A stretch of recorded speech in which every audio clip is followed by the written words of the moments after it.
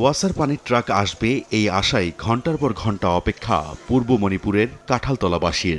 বোতল, বালতি, ট্রাম যার যা আছে তা নিয়েই যেন যুদ্ধে নামার চেষ্টা। প্রায় এক মাস ধরে পানির জন্য হাহাকার পূর্ব মণিপুরের কাঁঠালতলাবাসীর। কিন্তু এই যুদ্ধ একদিনের নয়, 15 থেকে 20 দিন ধরে তীব্র পানির সংকটে মিরপুরের অনেক এলাকা। 3টি পাম্প থাকা সত্ত্বেও শতাধিক পরিবারের নেই এক ফোঁটা পানিও। স্কুল, কলেজ, অফিসগামীদের পাশাপাশি গোসল খাওয়া নিয়ে চরম দুর্ভোগে তারা।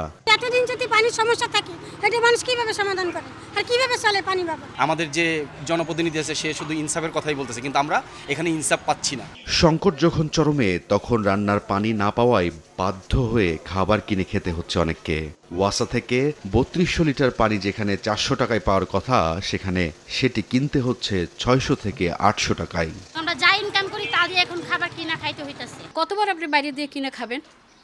আর এখন আমার হচ্ছে কি যে আপনার ওই যে রেডি প্লেটটা, প্লাস্টিকের প্লেটটা কিনে খাইতে হইতেছে। ওয়াসা 400 টাকার যে ট্যাঙ্কটা, ওটা আমাদের 800-1200 করে নিয়ে আসা লাগছে। এ বিষয়ে ওয়াসা জোন 4-এ যায় সময় সংবাদ। পানির স্তর নিচে নেমে গেছে। সংকটের জন্য ঢাকা ওয়াসার সেই পুরনো অজুহাত। কর্মকর্তা জানালেন, চাহিদা মেটাতে বসানো দরকার আরও 8টি পাম্প।